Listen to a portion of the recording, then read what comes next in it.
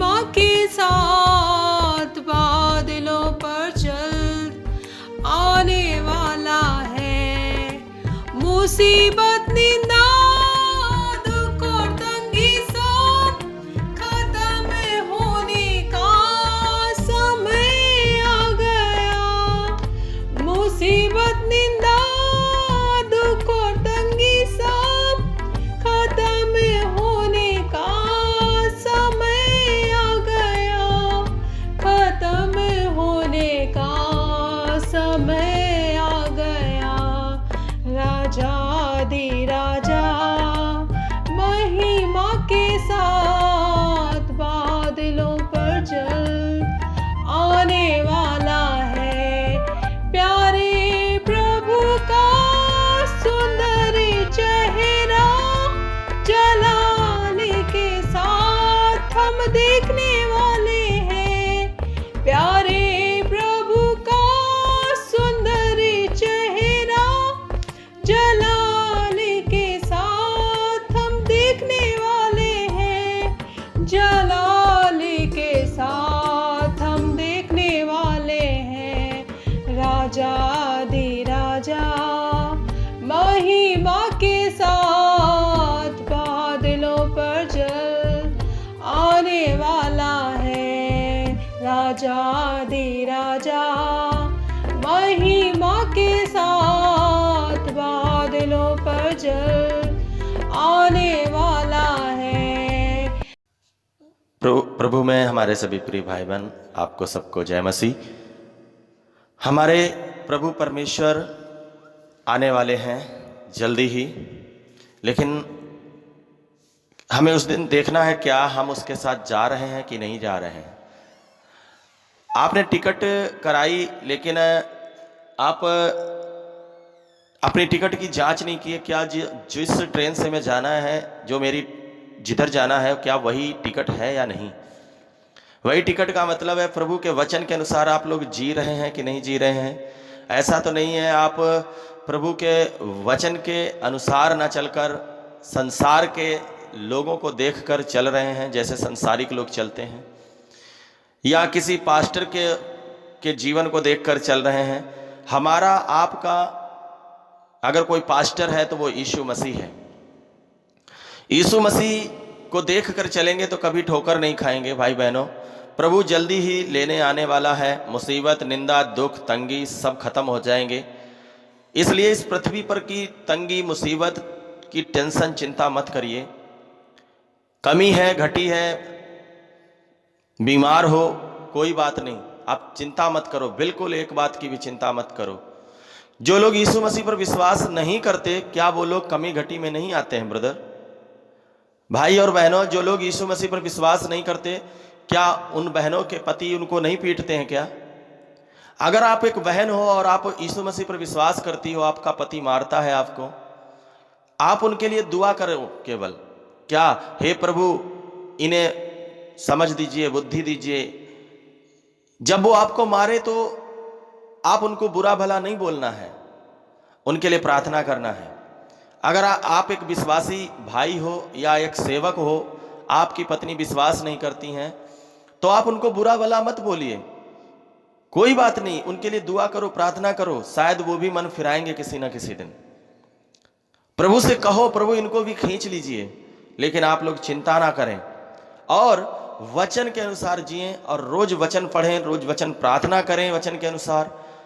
और यदि आप एक ऐसे सेवक के साथ हो जो हर समय धन संपत्ति का, चंगाई का, छुटकारा का, लालच का, पृथ्वी की चीज़ों का प्रचार करता रहता है, ऐसे पादरी से अलग हो जाएं जितनी जल्दी हो सके।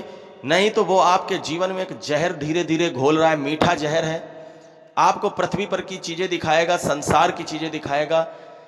वो खुद संसारिक है, वो खुद सुअर की जिंदगी जी रहा है। ऐसा व्यक्ति, जैसे एक सुअर को पृथ्वी की ही चीज़ें दिखाई पड़ती हैं। सुअर को कभी ये आपने नहीं देखा होगा कि बादलों की ओर वो सर उठाए खड़ा हो। ऐसे ही एक ऐसा व्यक्ति है जो आपको प्रभु का वचन नहीं सिखाता, खाली चंगाई, छुटकारा 20 लोगों को आगे खड़ा करके लाइन लगाकर बोलता, आज प्रभु ने हालेलुया, तारीफ, प्रभु ने इनको चला दिया, ये कर दिया, वो कर दिया। चंगाई छुटकारा करना है, लेकिन इनकी नुमाइश नहीं करनी है, इनका ज्यादा ढोल नहीं पीटना है। अगर पीटना है ढोल तो प्रभु के वचन का पीटना है। चंगाई छुटकारा किसी व्यक्ति का हो जाता है, उसके बाद उसको वचन नहीं यदि सिखाओगे, उसका जीवन नहीं बदलेगा, तो वो फिर अपनी दुनिया में कभी न कभी लौट जाएगा। दुख, बीमारी, परेशानी, फिर से बीमारी आ जा सकती है, घटी कमी फिर से आ सकती है। इसलिए कभी भी हमें किसी को लालच देकर प्रभु में जोड़कर नहीं रखना है। हर एक व्यक्ति को वचन सिखाना है प्रभु के। अगर सच्चे दास आप हो, अगर आप सच्चे विश्वासी हो, तो आप समझने की कोशिश करो, ऐसे लोग आपको सुअर बना रहे हैं, ऐसे लोगों से दूर रहो। ये पृथ्वी पर थोड़े दिन की हमारे जीवन में बीमारी, परेशानी, आप प्रभु पर विश्वास करोगे तब भी तो बीमारी, परेशानी आ सकती है।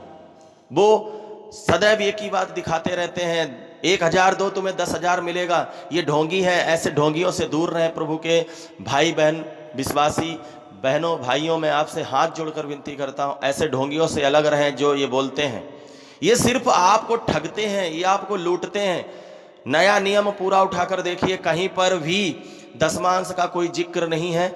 आप दशमांश मत दीजिए। प्रभु यीशु मसीह के नया नियम में आप पढ़ोगे तो कहीं पर भी ऐसा दशमांश का कोई भी काम नहीं है। पवित्र आत्मा के द्वारा आपको जो कुछ आत्मा बोलता है, हाँ, जो जितना बोता है उतना काटता है, लेकिन प्रभु से पाने के लिए मत बोइए। प्रभु के साथ बिजनेस मत करिए। ये बोलते हैं 1000 दो तो तुम्हें 10,000 मिलेगा, तो ये भिखारी क्यों हैं? ऐसे भीख क्यों मांगते रहते हैं? क्यों पेटी आगे बाल्टी लेकर आपके आगे आते हैं? वचन के अनुसार तो दान का तरीका ये है, बॉक्स रख दो, जिसकी मर्जी होगी दान करेगा, जिसकी मर्जी होगी नहीं करेगा। ये क्या कहलवाते हैं, मैंने अपने गेहूं में से 1 कुंटल गेहूं दिया तो अगली बार मेरा बहुत गेहूं बढ़ गया। ये बोलते मैंने अपनी बकरियां दी तो उसने इस बार 3 बकरिया के बच्चे दिए हैं। ऐसे करके बहुत सारी लालच देते हैं। इनके चक्कर में मत पड़िए मेरे भाई बहनों, ये सब झूठे हैं, इनसे अलग रहिए और अपनी जांच करिए, प्रार्थना करिए और सही वचन सीखिए। सही वचन ही आपका उद्धार कराएगा। अगर आप एक पापा प्रेमी हो, अगर आप एक पास्टर प्रेमी हो, अगर आपका पास्टर सिखाता है कि प्रेम सब बुराइयों को ढक देता है, तो क्या आपके अंदर टीवी की बीमारी है? आप अपनी टीवी की बीमारी से प्यार करते हो तो क्या आपकी टीवी की बीमारी चली जाएगी? नहीं जाएगी ना। कौन वचन कहां पर बोलना है, कौन वचन कहां पर लगाया जा सकता है, उसका कुछ न कुछ एक एरिया है, एक क्षेत्र है। आप हर वचन को हर जगह मत यूज करिए। वचन को तोड़ मड़ोड़ कर पेश करते हैं ये लोग, अपने फायदे के लिए ही वचन ढूंढ ढूंढ कर लाते हैं दिन रात। प्रभु के वचन में लिखा, भजन संहिता 56 अध्याय में, वो मेरे वचनों का तोड़ मरोड़ कर अपने ही फायदे के लिए गलत अर्थ लगाते हैं। आपको नाश कर देंगे। आप इनके हाथों में मत आइए, आप इनसे अलग रहिए। आपको उद्धार अगर कोई देगा तो यीशु मसीह देगा, बाइबल का वचन देगा। लेकिन अगर आप गलत लोगों की संगति में हो, कल आप सेवक जब बन जाओगे तो आप भी वही गलत करोगे। लूट लपूट, धंधा पानी प्रभु के नाम से करोगे। 10वां अंश के बात नहीं केवल है, बात है प्रभु के वचन में मिलावट कर देना। यीशु मसीह ने मत्ती 28 के 18 में कहा, जाओ तुम सब जातियों के लोगों को चेला बनाओ, और जो बातें मैंने तुम्हें मानना सिखाई वही बातें 20 में ये बातें लिखी हैं, जो बातें मैंने तुम्हें मानना सिखाई वो मानना सिखाओ। ये नहीं कहा जैसे मैं चंगाई करता हूं जाओ तुम भी चंगाई करो जाकर और यही सिखाना लोगों को। प्रथम स्थान वचन को दें, पाप फिराने को बोलें, पाप से मन फिराने को बोलें लोगों को। एक अंधे की आंख आ जाएगी तो क्या उसका उद्धार हो जाएगा? भाई बहनों, अंधे की आंख आने से उद्धार नहीं होता। जब तक उसके जीवन में बाइबल का वचन के अनुसार उसका जीवन नहीं बदलेगा तब तक वो उद्धार नहीं पाएगा। आपने दुनिया की सारी संपत्ति पाली इन पापा प्रेमियों के पीछे, पापा जी के पीछे चलकर, ढोंगी पास्टरों के पीछे चलकर, लेकिन आपका अंत नरक में जाकर हुआ तो आप क्या करोगे? न्याय के दिन तुम क्या करोगे? जब ये सब दुनिया भर की चीजें तो यहीं छूट जाएंगी, जब नरक चले जाओगे तो पछताओगे। आज ही मौका है, अपने आप को अलग करो इनसे, भावना में मत चलो और प्रभु के वचन के अनुसार जियो। परमेश्वर अनंत काल का है, तुम अपना अनंत काल खो दोगे जिस दिन।